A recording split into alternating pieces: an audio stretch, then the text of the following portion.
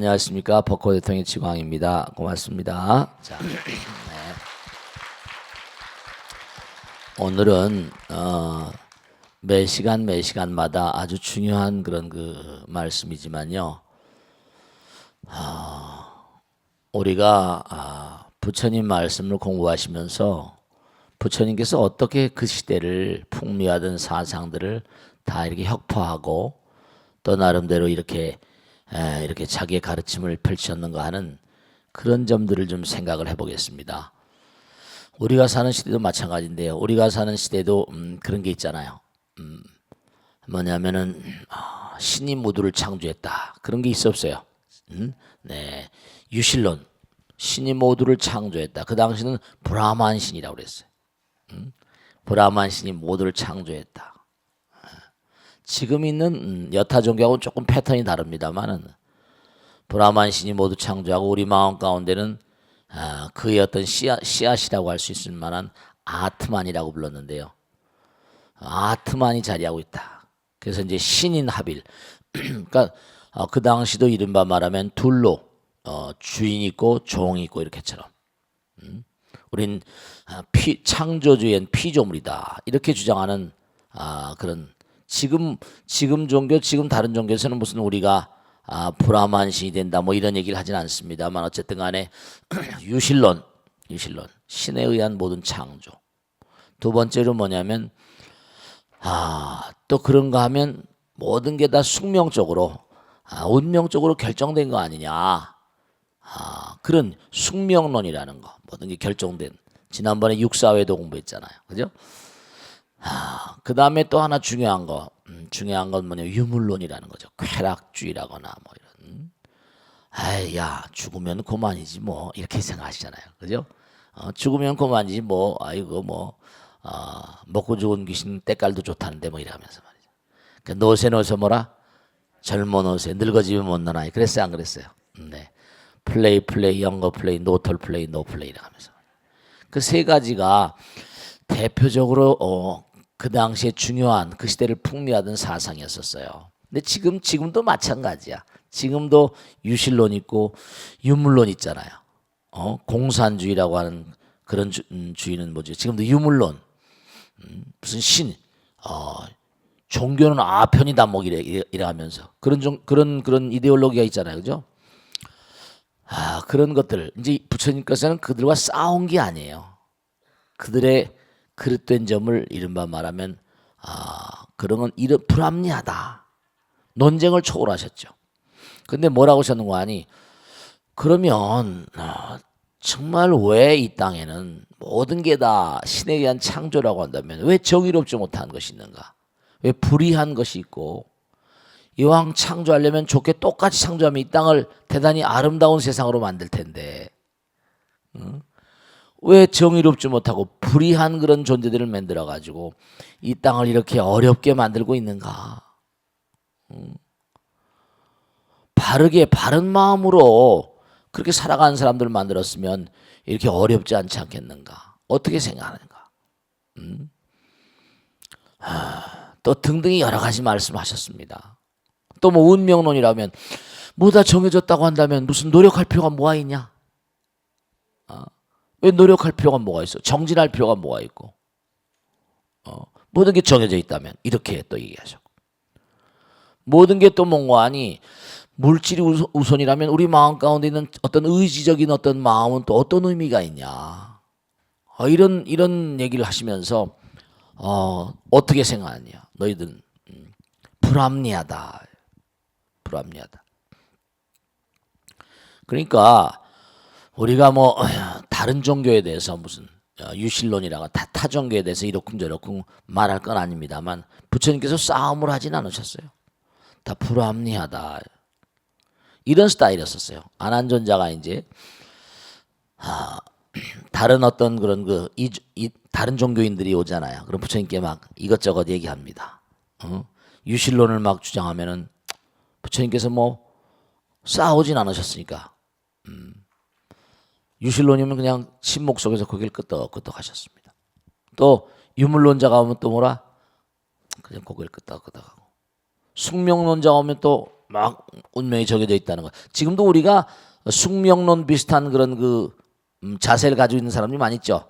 저 전바치집에 가는 사람들. 여기다 얼굴 보면 딱 전바치집에 잘 다니는 사람 써 있다. 답답하면 이제 뭐 점치잖아요. 그래 안 그래요? 돈 넣고 점괘 좀 잘 뽑아주세요 이러면서 말이죠. 그게 무슨 점쟁이한테 자기 운명이 들어있는 거예요? 뭐예요? 지금도 그런 마음을 많이 가지고 있는데요. 우리들이. 부처님 당시도 같이 비슷했었나 봐요. 우리 마음은 암중무색인가 미래를 모르니까.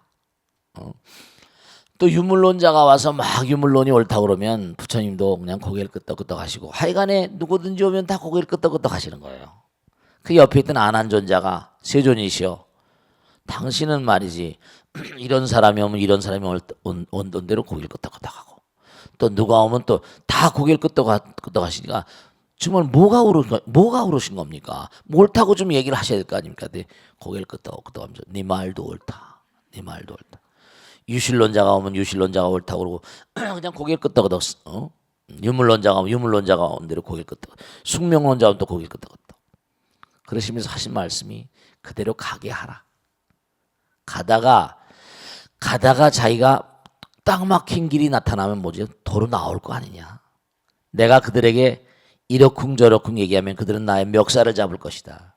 결판 나지 않는 얘기예요. 증명해 신을 갖다가 데려다 놓고 얘기할 수 있어요? 너 신을 불러와서 얘기시킬 수 있느냐? 그 운명이 정해져 있다 아니다를 끌어내서 가르쳐 줄 수 있냐?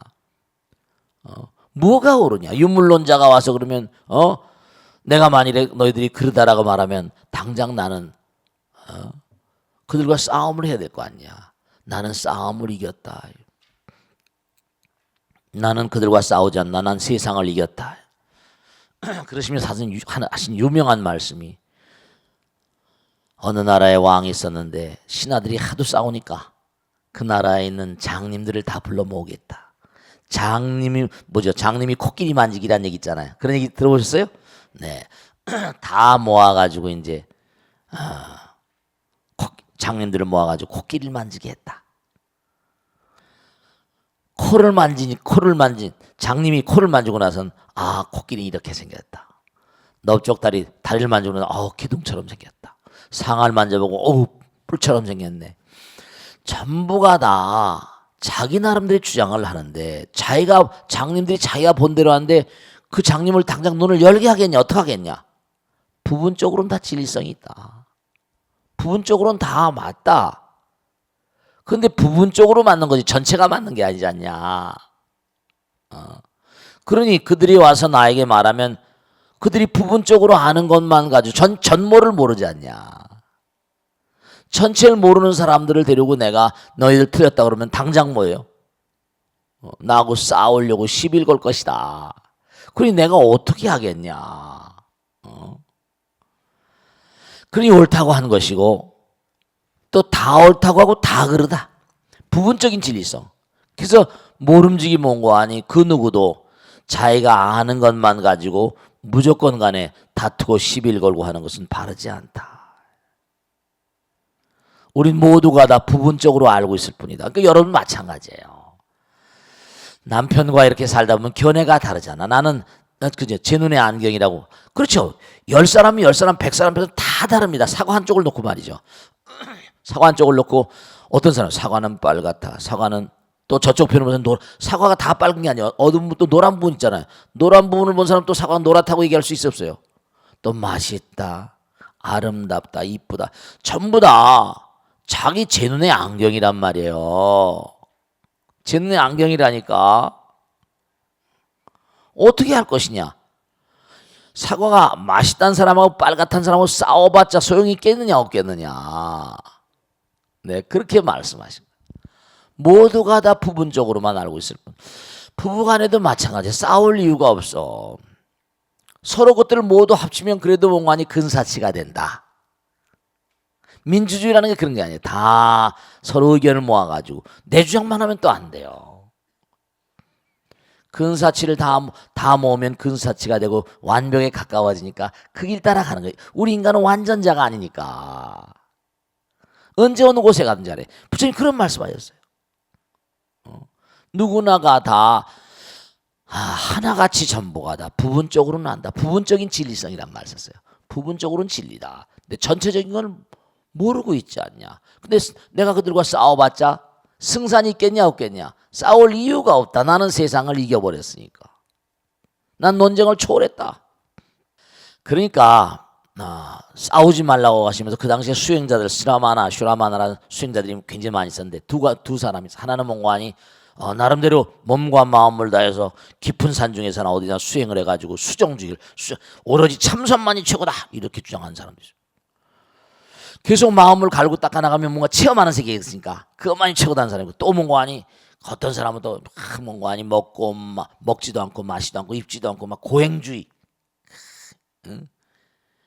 고행일변도에서. 그러면 차라리 그러면 부처님은 다 깨달으신 분이니까 그러면 너희들 말대로 오로지 참선만 그렇게 하다가 그게 최고라고 하면, 그럼 참선만 하다 죽어버리면 이 세상에 태어난 의의가 뭐냐? 모든 만상들은 다 세상에 도움이 되기 위해서 나왔는데 무슨 도움을 줄 것이냐? 이렇게 말씀하고, 고행일변도는 몽고하니 매일같이 그냥 가시밭길에 살고 먹지도 마시도 않고 그냥 고행, 이 몸을, 그럼 차라리 이 몸을 죽는 게 낫지 않냐? 그럼 왜 이 땅에 나왔겠니? 그 당시에 풍미하던 그 당시에 많은 사람들이 휩쓸어가던 여러 가지 사상들을 다 나름대로 불합리한 점들을 다, 너희들이 말하는 것도 틀린 건 아니다. 부분적으로는 맞다. 근데 너희들 것만이라고 주장하지 마라. Only mine. 우리가 삶을 살아가는데 항상 문제가 되는 게 종교도 마찬가지. 도그마. 이른바 말하면 신념교육이라고 하는데 내 것만 옳다, 내 종교만 옳다 이러면 싸움이 나요. 전쟁이 나. 그러니까 지금 전 세계적인 양상이 내 종교는 이렇게 보면, 아니 완전자가 아닌 존재들이 이렇게 주장하고 저렇게 주장하면 그거 가지고 사람을 죽이고 살린다. 이건 참 정말 안타까운 거죠. 부처님 그런 폐해를 다 보신 거야. 싸우지 말아라. 내가 설령 가르쳤다 하더라도 내 가르침이 너희들에게 어느 점이 맞을지 어느 점이 틀릴지 너희들이 그러니까 그렇잖아요. 부처님께서 처음에 뭐라고 하셨어요? 다 깨달음의 문을 여신 다음에 그냥 열반에 드시려고 했다잖아. 그래 안 그래요? 열반에 드시려고 했다는 거지. 그러니까 공부했잖아. 열반에 드시려고. 왜 그랬어요? 왜 열반에 드시려고 그랬어요? 오히려 내가 얘기하면 오해를 살지 모른다. 왜냐면 받는 그릇이 다르잖아. 초등학생들한테 미적분을 얘기할 수가 없잖아요. 내가 얘기하면 오해를 살 수가 있고 오히려 죄를 질지도 모른다. 이렇게 얘기하셨거든요. 오히려 죄를 질지도 모르겠다. 그러시면서 이렇게 말씀하셨거든요. 저 숲속에 나무 잎을 몇 개 주셔서 손바닥 이렇게 올려놓으시면서, 내 손바닥 위에 있는 나무 잎이 많으냐 아니면 저 숲속에 있는 나무 잎이 더 많으냐? 그 제자들이 숲속에 있는 나무 잎이 더 많습니다. 그래, 맞다. 내가 너희들에게 가르치는 것은 꼭 필요한 것만, 내가 정말 얘기하고 싶은 게 한두 끝도 없이 숲속에 나무잎만큼 많지만 너희들에게 꼭 필요한 거, 지금 삶을 도모하면서, 그러니까 불교에서는 정말 중요한 사상이 하나 있어요. 자, 여기 누가 화살을 맞았다고 치자. 화살을 맞은 거예요. 화살을 맞았다고 치자. 그럼 당장 뭐라? 이 화살을 뽑는 게 우선 아니냐? 근데 화살 맞은 사람이, 이 화살을 쏜 사람이 누구인가? 그리고 이 화살을 쏜 사람은 무슨 의도에서 쐈는가? 그 사람이 흑인인가 백인인가? 이 화살의 재료는 무엇인가? 이걸 낱낱이 따져서 알기 전에는 이 화살을 내가 뽑지 않겠다 이래버리면 어떻게 되냐? 그럼 그 사람은 죽어버릴 거다. 지금 너희들에게 중요한 건 뭐 천지 창조가 어떻고 죽음이 어떻고 그런 게 문제가 아니야. 죽음 다음에 세계가 뭐 천당적이 이게 문제가 아니라 지금 당장 내 마음을 정말 의미롭게, 정말 의미로운 말을, 의미로운 생각과 의미로운 행동, 이 세상에 보람 있는 삶을 사는 게 중요한 게 아니냐. 너희들에게 정말 필요한 것은 무슨 뭐 천지가 창조가 어떻고 신이 뭐 유실론이 어떻고 유물론이 어떻고 그런 거 싸울 시간이 없다. 지금 당장 급한데 당장 화살을 뽑아야 되는데 당장 그릇된 마음을 고쳐야 되지 않냐. 당장 말이야. 당장 고쳐야 되지 않냐. 그러니까 너희들이 전부 다 지금 싸우는 거는 정말로 안타깝지만 장님이 코끼리 만지고 내가 옳다 네가 옳다는 거 똑같다. 그러시면서 하신 말씀이 뭐냐면 나는 너희들에게 신통을 보이려고 이 땅에. 부처님은 대단하신 분이죠. 3세 숙명이 열리신 분인데 하신 말씀이 나는 너희들에게 이 땅에 온 이유를 말하겠다. 너희들에게 문고하니 길을 안내해 주기 위해서 의여 선도하여 도인 선도되 문일병은 비도가 아니라 아여 양이하여 지병서라 가니 복여벌은 비우고이 아니라 이른바 말하면 나는 좋은 길 안내자. 나는 신통도사가 아니다. 난 너희들이 왕사성 가는 길을 가르쳐주고 있거든.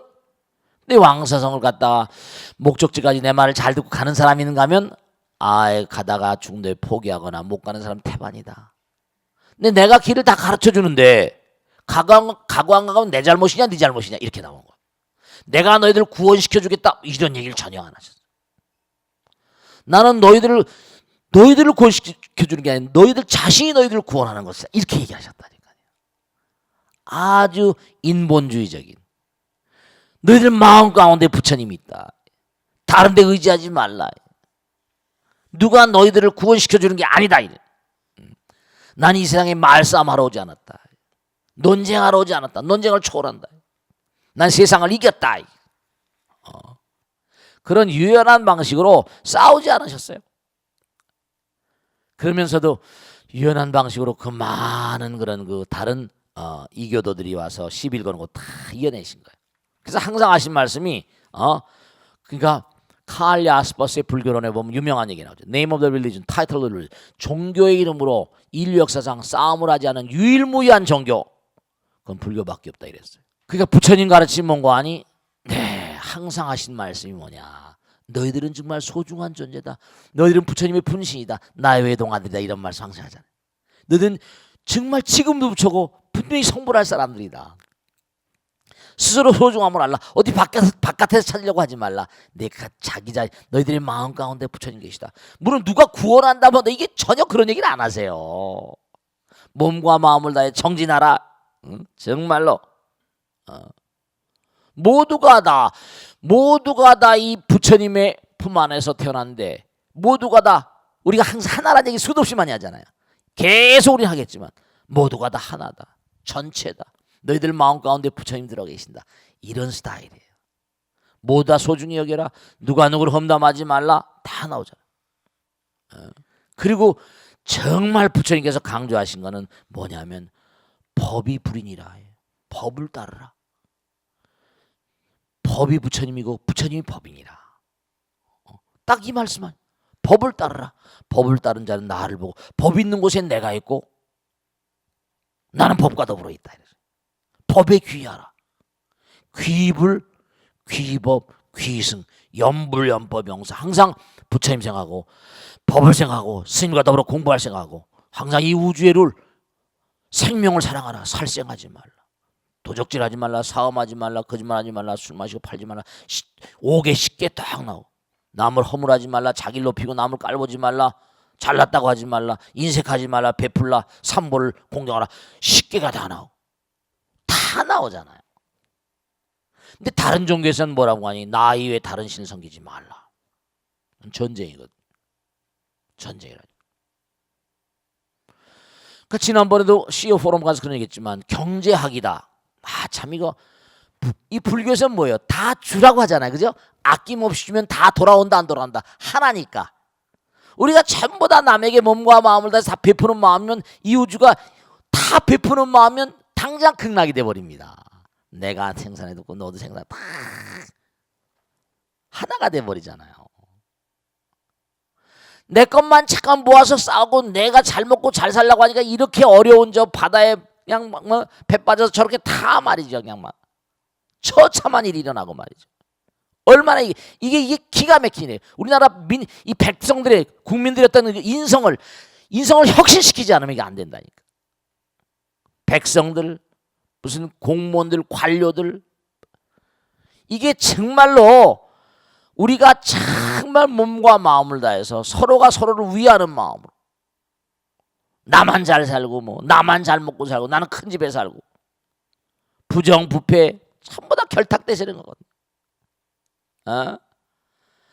그저 배를 띄우면 그거 잘못하면 저렇게 처참한 일이 일어나는데 그걸 검사를 하는데 그냥 뭐 전부 다 부정으로 하다 보니까 저게 총체적으로 우리가 저게 다 결정돼 있다는 거야.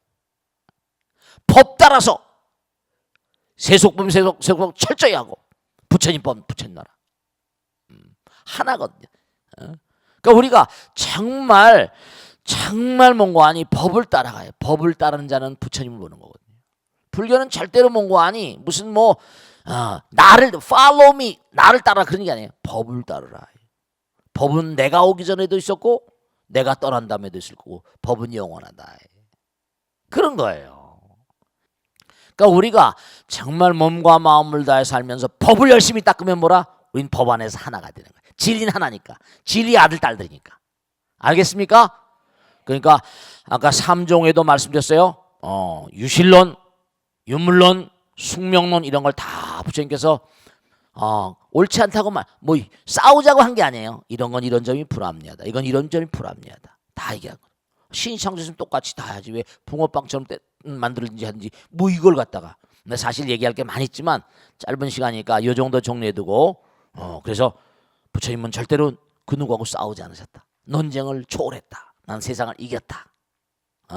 그리고 화살 맞은 사람 보러 화살부터 빨리 뭐라 뽑아야 돼. 지금 할 일이 있거든. 법 따라 살아야 된다. 그리고 불교는 마지막으로 딱 하나 말씀이면 불교는 뭐라? 싸우지 않고도 1등하는 종교예요. 이걸 아셔야 되는 거야. 누가 시비를 걸거나 말거나 간에 그냥 꾸준히 그 잘못된 that's my mistake 이러고 또 나가고 또 가는 거예요. 우리 영원으로 가는 게 영원으로. 영원한 정진, 영원한. 누가 시비를 걸더라도 아랑곳하지 마세요. 무슨 말씀인지 아시겠죠? 누가 남편이 뭐라거나 아내가 뭐라고는 누가 뭐라고는 그냥 가는 거예요. 그래 내가 잘못했으니까 욕 먹어야 싸지 이러면서 또 가는 거예요. 욕 먹어야 싸지. 그냥 걸어가는 거예요. 자꾸만 가다 보면 저절로 1등하게 되거든요. 앞으로만 가니까 옆에 사람은 그래 알았어 미안해 그러고 가면 되는 거예요. 옆으로 딱 싸움하면 앞으로 나가는 추진력이 떨어져 버립니다. 그냥 가는 거예요. 아시겠죠? 영원한 정진, 영원한 전진. 게으르지 말라. 부지런히 정진하라. 법을 등불로 삼고 내 자신을 등불로 삼고 이렇게 얘기하시는 거예요. 아시겠죠? 이해하시겠죠? 질문 받겠습니다. 질문해 보세요. 스님, 얼마 전에 제가 기사를 봤습니다. 네네네. 기사를 봤는데 하루에 5시간 이하로 자면 7시간 수면한 사람보다는 사망률이 21%나 이제 연구 결과가 그런 얘기 옛날부터 있었어요. 네네. 근데 이제 스님께서는 어떤 스님께서는 이제 보통 2-3시간 주무신다고 하시는데 네네네네.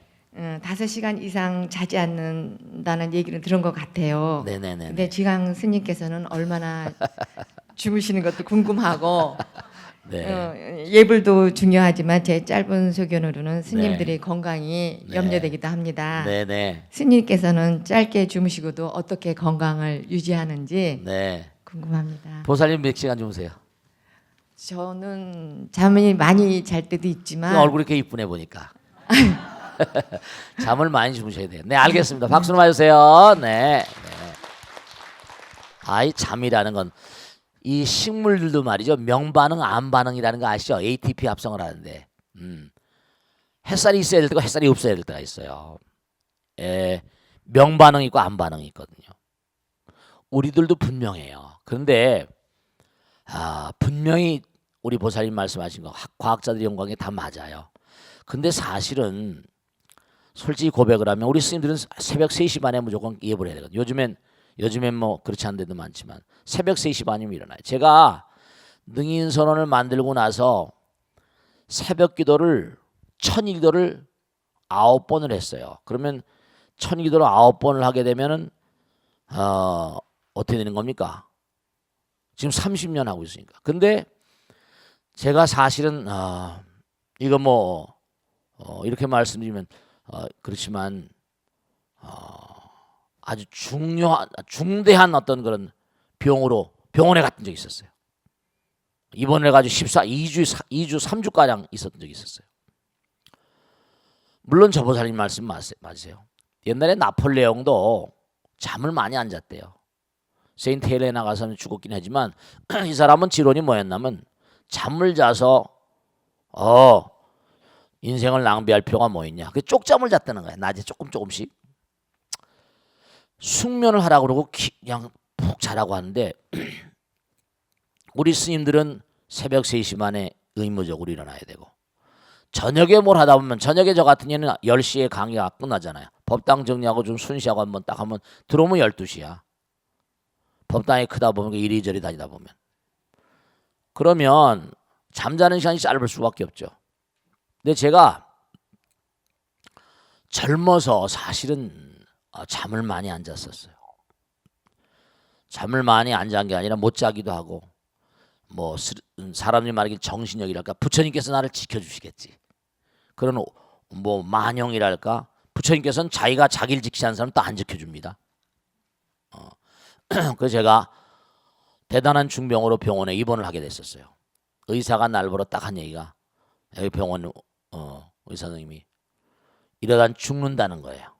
그래서 제가 가만히 병원에 한 3주 동안 들어놓여 있으면서 많은 생각을 했어요. 이게 좀 더 가야 되는데 그럼 어떡하냐. 그 다음부터는 뭐냐면 낮에 잠깐 이제 얼풋 그렇게 잠이 졸기도 하고 그럽니다. 근데 스님들이 모르겠어요. 다른 스님들 예는 모르겠는데 다른 스님들도 새벽에 무조건 이제 법당에 3시 반 우리 3시 반에 다 나와야 되니까.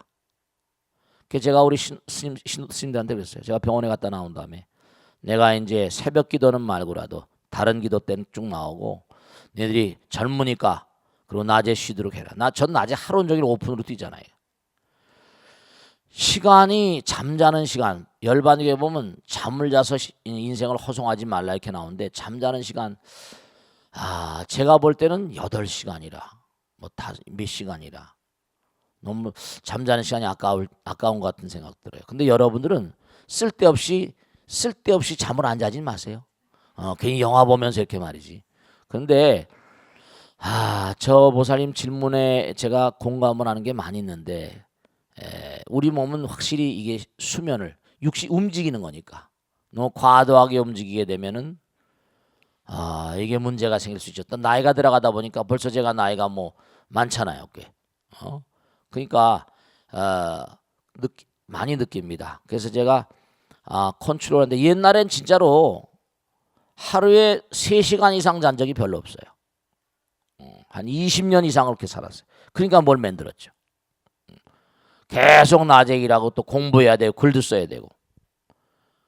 근데 그래도 견뎠는데 이제 나이가 들다 보니까 이제 템포를 좀 조절해 가면서 이렇게 가야 되겠다. 그런 생각을 합니다. 이 잠과 꿈과 그다음에 죽음 뭐 이런 것들이 다 동의어인데요. 질문을 이렇게 받고 나니까 제가 지난 날이 자꾸만 주마등처럼 떠오르네요. 모르겠어요. 그 다른 스님들은 어떻게 생활하시는지 모르겠지만 저는 그런데 뭐 하루에 지금도 그렇게 많은 시간은 자지는 않습니다. 그런데도 잘 버티고 있어요. 버틴다는 게 좀 그래도 항상 머리는 맑게 지내고 있고요. 그 대신 운동을 매일 합니다. 운동을 레귤러하게 이제 운동을 왜냐하면 이 몸이 항상 가동이 돼야 되니까. 지금은 가능한 한 밤에 잠자는 시간은 한 서너 시간 낮에 좀 붙이고 그다음 다 합치면 너댓 시간은 되지 않을까 싶은데 그래도 씩씩하게 살잖아요. 그게 너무 많이 잠을 자는 거 모르겠어요. 8시간씩 잔다는 사람도 있는데 저는 잠에 대해서 근데 이런 건 분명히 알아두세요. 여러분 이걸 아세요.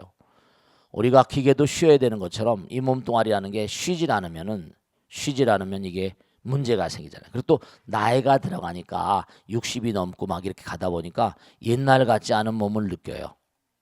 몸이 옛날 같지 않구나. 근데 제가 이렇게 전적으로 버티는 건 운동을 끊임없이 합니다. 제가 운동을 아주 좋아해요. 운동을 끊임없이 좋아하기 때문에 운동하는 힘 같은 걸로 그렇게 계속 레귤러하게 운동을 꼭 합니다. 운동하고 절도 많이 하고 그래서 운동하는 힘으로 버티고 아마 잠을 적절한 시간을 주무셔야 될 거예요. 그리고 왜냐하면 우리 자체가 뭐냐면 육신이라는 거는 이건 덩어리가 져 있으니까 일정한 시간 동안 쉬지 않으면 문제가 생길 수도 있으니까 건강과 잠은 굉장히 밀접한 관계가 있는 거거든요. 그리고 또 우리가 이 정말 하루 온종일 다른 것보다 하나만 꼭 명심하실 게 하루 온종일 몽고하니 번뇌 속에 살잖아요. 번뇌 속에 사니까 두뇌나 모든 기관 같은 것들이 지금도 이렇게 얘기하다 보면 머리가 굉장히 맑은 거 있죠. 이렇게 얘기하다 보면 집중 항상 그러니까 제가 꼭 당부드린 게 왜냐하면 여러분께 기도를 많이 강조하는 이유가 있어요. 기도를 해가지고 영험이 있다 없다 그걸 떠나가지고 낮에도 고요히 앉아가지고 한 10분 20분 하면 머리가 당장 맑아져. 이렇게 딱 집중을 해서 하다 보면 머리가 그냥 깨끗해지고 새벽 떠오르는 동터 오는 시간처럼 그렇게 지금도 굉장히 머리가 맑아져 있는데요. 기도를 습관적으로 기도를 계속 하니까 시스템 자체가 레귤러하게 운동을 하고 그러니까 이 나이에도 우리 친구들 보면 60대 중반 넘어가잖아요. 다 70대 가까우니까. 근데 보면 골골하고 그러는데 저는 제가 보면 너는 이렇게 말이 힘차냐 그러고 그래요. 애들이 말이 힘이 없어요. 근데 저는 계속해서 제 몸을 컨트롤하는 나름대로 어떤 그런 그 방법을 가지고 있으니까 계속 수행을 그러니까 기도를 계속 하시면서 정신 두뇌 회로를 항상 맑게 가지셔야 된다.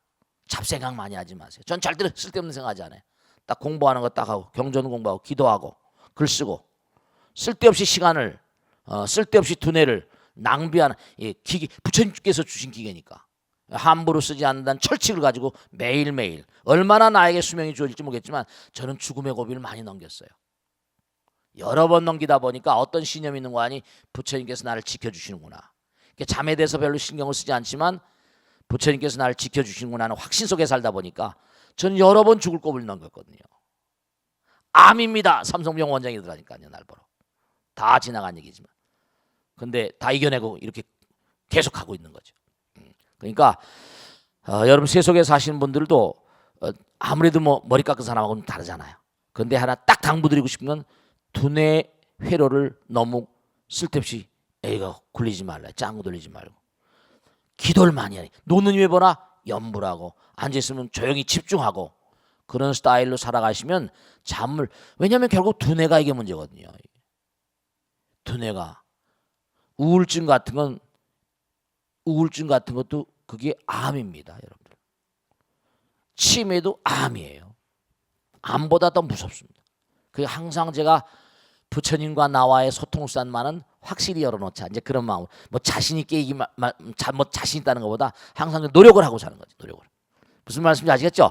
그러니까 뭐 바깥에서도 이제 저하고 생활하는 분들이 많이 계시니까 왜냐하면 막 새벽까지 일하다고 철야기도 하고 나와서 스님 쌩쌩하니까 사람이 놀래고 막 그러죠.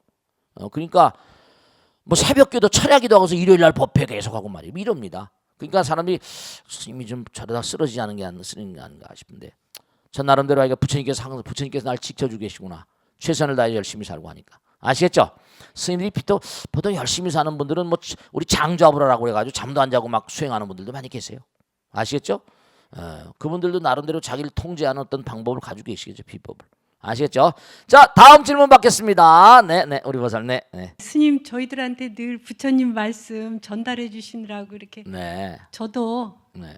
스님 만나 뵙고 난데 제 삶이 많이 지혜로워지고 또 제가 가지고 있는 불성을 많이 찾으려고 노력을 하고 있습니다. 고맙습니다. 다시 한번 감사드립니다. 박수 받으세요. 네, 그러셨구나. 네. 스님, 제가 오늘 여쭤보고 싶은 건요. 네네. 금강 반야 바라밀경을 이제 집에서 자주 이제 경전을 읽고 있는 중인데요. 거기에 보면 무아상, 무인상, 무중생상, 무수자상 이런 네, 말씀이 맞습니다. 많이 나오고 그렇지. 그걸 이제 깨달으면 즉견열애라 뭐 이런 말씀도 있으신데요. 네, 그래요. 그 이제 제가 그 말씀이 무슨 뜻인가를 굉장히 궁금했습니다. 근데 요 근래는 이제 그게 아마 이 우주가 일체가 하나라는 그 말씀이 아닌가 하고 이제 약간은 느끼는데요. 좀 더 자세히 알고 싶어서 여쭤봅니다. 네네. 그 아상, 인상, 중생상, 수자상이 어떤 네. 말씀이신지 네. 그걸 여쭤보고 싶어서 예. 박수로 맞으세요. 네. 자, 네. 우리가 여러분께 꼭 당부드릴게. 여러분들이 이렇게 지광이라는 별볼님한테 스님한테 듣는 얘기는 이게 그냥 듣는 게 아니라 나의 일생의 정화도 같은 것이고 일생 동안 제가 30대에서부터 법문을 했지만 30년, 60대, 70대 가까이 가면서 이렇게 법문하잖아요. 나의 일생에 다 수행이 녹아있고 체험이 녹아있고 억겁이 녹아있는 그런 가르침들이니까요. 그런 얘기들이니까 부처님 말씀. 그러니까 이렇게 나이가 들어서 이렇게 능인불교대학 이렇게 전국에서도 이제 이렇게 많이 보고 계시지만 지난번에 저 방송국 담당자님이 그러시대요. 이게 저 스님 이게 IPTV랄까 케이블 텔레비의 상위권에 이렇게 이 프로가 많이 시청을 한대요. 저는 그렇게 많은 분들이 뭔지 몰랐거든요. 근데 이거는 불교 신자들만이 아니라 여타 종교라거나 전 국민들을 상대로 하는 방송으로 항상 생각해 주십시오. 그래서 제가 이게 참 겁나는구나, 두렵기도 하고 많은 분들이 이걸 시청하신다니까 요즘에 좀 조심스럽습니다. 좀 얼었어, 내가 얼었어 좀요. 옛날에 좀 얼어가지고 말도 제가 말씀이죠. 이렇게 법당에서 하다 보니까 이제 나이가 들고 동생 같은 분들도 많고 또 막 그러잖아요, 그죠? 그러니까 막 어떤 데는 세속말로 좀 뭐라 그럴까 그냥 격하게 말할 때도 있고 반말 비슷하게 할 때도 막 있고 그렇다는 거예요. 하다 보면 정신이 없는 거지. 막 얘기하다 보면. 그래서 이거 참 정말 조심스럽다. 그냥 불교 신자들만 하면 그래도 뭐 능인선언 아는 사람도 있으니까 그냥 그런 넘어가겠는데 이게 다른 분들도 많이 듣는다니까 아주 요즘엔 제가 많이 생각을 한 중입니다. 또 바빠서 이걸 잘 못 봐요. 하고 난 다음에 바빠서 못 보기 때문에 그래서 조심스러운데 정말 좋으신 질문하신 거예요. 뭐냐면 금강에 계속 상이란 말이에요.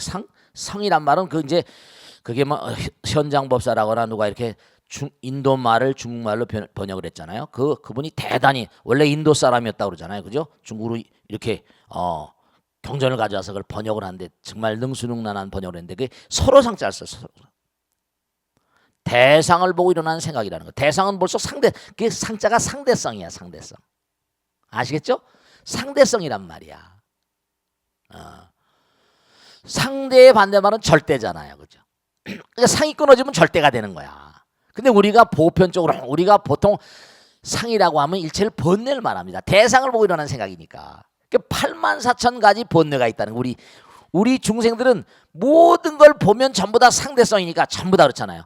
저도 마찬가지. 이렇게 보살님도 이쁜 보살님 참 이쁘다 생각 들겠어요, 안 들겠어요? 당연히 들죠. 곱게 이렇게 고우신 그런 분, 곱게 이렇게 나이 드신 분 참 곱게 나이 드셨다 이렇게 생각하고.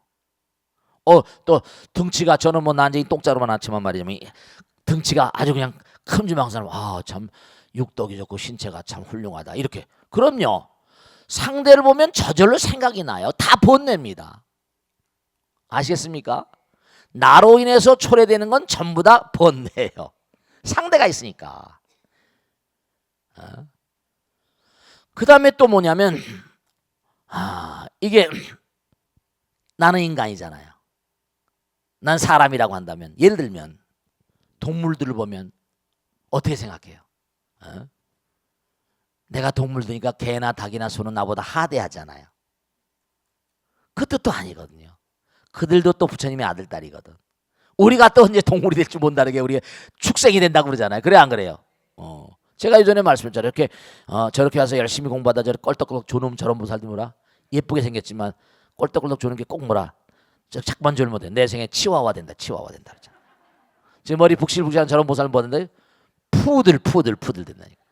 그러니까 이게 언제 동물이 될지 몰라. 실제로 제가 무슨 얘기 말씀드릴까? 지난번에 저 평화시장인가 어디 신도님들하고 같이 이제 뭘 사러 갔는데 참 묘하네. 쥐약을 파는 아저씨 가서 쥐약 이러면서 같이 하더라고. 근데 그 보살님이 날 쿡쿡 찔러요. 얼굴 딱 봤더니 너무 그분을 이제 그분 나한테 쫓아오진 않겠지만은 얼굴이 진짜로 쥐약을 파시는 분이라서 우리가 선입관 때문에 그런지 모르겠지만 인상이 진짜 서생원을 닮았대요. 아, 참 정말 사람들 가운데 그런 그 동물들 닮은 사람도 있어요, 없어요? 빠꾸시 아니 요꾸시 아니 우리 어렸을 때 그 친구 가운데 너무 돼지같이 생긴 빠꾸시라고 별명을 지어주거든요. 나와 다른 대상들과 이른바 인상, 중생상. 아, 또 내가 뭐 중생인데 우린 부처님의 아들 딸이잖아요. 아, 내가 중생인 주제에 뭐 스스로 자기를 격화시키고 제한시키고 이래버리거든. 우린 무한의 존재인데. 수자상, 에이, 한 세상 살면 그만이지. 수명, 나 근데 짧게 한 세상 100년 살다 가면 한 세상 살면 그만이지. 뭐 죽으면 그만이지. 이게 다 우리 인간들이 보편적으로 84,000가지 번뇌 가운데 84,000 번뇌를 다 나열할 수가 없잖아요. 보편적인 인간들이 가장 많이 쓰는 번뇌의 대표적인 그런 그 형용어들이 인상, 아상, 인상, 중생, 수자상이에요. 아시겠죠? 그러니까 무아상, 무인상, 무중생상, 무수자상은 상대를 떠나라 하나. 아까 보사님 참 좋으신 말씀하셨는데 하나다 이거야. 하나다. 약견, 재상, 비상이면 즉견열애니라. 모든 약견, 만약에 모든 만상을 볼 때 비상, 상을 떠난 세계를 보면 그 자리는 바로 부처님 세계, 하나의 세계라는 거예요. 그게. 그러니까 우리가 항상 삶을 도모하면서 여러분이나 저나 수명이 짧을 수밖에 없는 이유가 뭐냐면 항상 대상을 보면서 이게 참 인간으로서 슬픈 숙명이고 운명이에요. 대상을 보면 잠깐만 뭐라 상대방과 나를 통해서 상대성에서 나를 제한하거든요. 에이 내가 뭐 에이, 스스로 자꾸 위축되는 마음을 갖잖아요. 내가 뭐 여자인데 나는 여자이니까 이러면서 말이죠. 그게 이게 자꾸만 자기를 제한하고 자꾸만 마음 가운데 불굴의 마음으로 계속 나가고 죽어도 나는 그 다음에 또 간다. 그런 강한 의지를 가져야 돼요. 우리 부처님의 분신이고 하나인 존재거든. 영원을 가는 존재예요. 자기를 제한하는 마음, 일체 자기를 제한하고 나와 남을 가르는 마음, 이게 일체 번뇌입니다. 그러니까 범소유상이 눈에 보이는 모든 개시원망이니 약견재상비상이면 즉견열애니라. 그러니까 꼭 당부드리겠는데 정말로 법에 따라서 과감하게 어떤 어려움이 있더라도 굴하지 않고 원하불퇴 보리심. 세상을 살다 보면요 그렇잖아요. 스타라 보면 누가 나를 막 비난해요. 욕합니다. 그럼 어떻게 돼요? 아 내가 스타구나 이렇게 생각하면 돼요. 남들의 주시대상이구나. 더욱더 조심하면서 열심히 나가자 이런 마음 되는 거예요. 항상 그런 거예요. 내가 자동차를 세게 몰면 맞바람이 세게 치는 법 아니냐. 세상 살다 보면 항상 부처님도 얼마나 많은 비판 속에 아까도 말씀했잖아요. 누가 선물을 가져왔는데 안 받으면 어떻게 너 도로 가져가라. 욕하는 사람이 잘못이지 내가 잘못이면 잘못해 that's my mistake 가는 되는 거예요. 그러니까 우리가 세상을 살다 보면 누가 날 욕하면 아 내가 뭐 전생에 업장을 많이 쌓구나. 그래 아이 내가 잘못했어. 그러고 나가는 거예요. 싸우지 마세요. 원한도 품을 이유도 없어. 아시겠죠? 그게 무아상, 무인상, 무중생상 상을 떠나버리면 우리는 무한한 힘을 갖게 됩니다. 무한한 힘을 받게 돼요. 부처님의 힘을 받게 된다고. 내가 만일에 상을 떠나버리면 그 자리는 그냥 부처님과 하나가 되는 거예요. 부처님께 역사하십니다. 정말. 부처님께서 함께 힘을 보태요. 무한한 가피력을 입니다. 그러니까 제가 이렇게 항상 자신만만하게 살잖아요. 언제 어떻게 될지는 알 수가 없어도 그런 거예요. 그러니까 우리가 금강경이 그러니까 훌륭한 경전이고 부처님 말씀이 다 훌륭하지만 우리가 결국은 뭐냐면 뭐 무아상이다 뭐하니까 뭐 없는 게 뭐 전부 다 이게 아니에요. 네가 번뇌를 떨어뜨리면 무한한 존재가 된다. 힘찬 존재가 된다. 너는 부처님의 아들 딸인데 이런 얘기예요. 그러니까 경전 자체가 무한한 힘의 소산이고 부처님이 어떤 존재입니까? 부처님 무한한 힘의 존재니까 하신 말씀 자체가 전부 다 힘의 힘 그 자체예요. 그러니까 그걸 잘못 자꾸만 해석하고 하니까 자꾸만 정말 말이죠. 이게 참 안타까운 거예요. 부처님은 무한 능력자거든요. 아시겠죠? 그러니까 정말로 우리가 삶을 도모하면서 언제 어느 경우라도 그러니까 여러분들이 제가 하나 마지막으로 말씀드릴게요. 자꾸만 부처님 말씀 따라가다 보면요. 자기도 모르게 어느 순간에 변해 있어요. 저는요. 제 어렸을 때 학적부를 보면 초등학교 때 보면요. 이건 빈말이 아닌데 내성적이어서 활달하지 못함. 이게 내 학적부에 써 있습니다. 그리고 사교성이야. 그때는 왜냐면 키도 작고 하니까 그 가정 환경도 원만치 못하니까 매일같이 뭔가 하니 애들하고 어울릴 수도 없고 막 그랬었어요. 항상 위축돼 있고 그러니까 그냥 하는 건 뭐 그런데 한번 싸웠다 보면 무섭죠. 그냥 죽기 살기 싸우니까. 그게 날 건드리진 않아요. 하도 악바리처럼 그러니까. 근데 점점 살아오면서 이렇게 하다 보니까 부처님 말씀을 자꾸 공부하다 보니까 제가 그래서 뭐냐면 다 우리가 종이 아니에요. 제가 부처님 말씀을 공부하면서 확실히 체험할 수 있는 건 뭐냐면 이건 힘의 종교구나. 이건 무한한 힘. 부처님 되는 진짜 종교구나. 무슨 천당 가고 전혀 이건 게임이 안 되는 거야. 아시겠죠? 자, 여기서 끝내겠습니다. 모두 성공하시고 다음에 또 뵙겠습니다. 고맙습니다. 네, 감사합니다.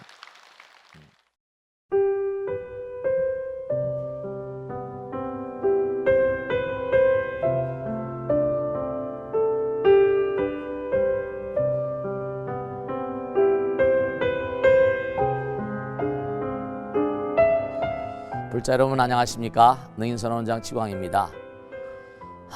이 불교 방송은 정말로 불교의 보배입니다. 부처님의 거룩한 뜻이 무엇입니까? 부처님의 가르침을 세상에 퍼뜨린 거 아니겠습니까? 불교를 정말로 한 차원 업그레이드 시키고 한국 불자들의 신심을 한 차원 더 장양시키기 위해서는 여러 불자님들의 정말 도움이 필요합니다. 몸과 마음을 다해서 많은 불자님들 ARS 한 통에 이 불교 방송이 살아날 수 있습니다. 여러분의 관심과 그 다음에 편달이 한국 불교의 새로운 날 그리고 새로운 시대 새로운 차원으로의 도약으로 그렇게 우리 방송 불교를 그렇게 인도할 것이라고 확신합니다. 감사합니다. ARS에 많은 관심 부탁드립니다. 감사드립니다.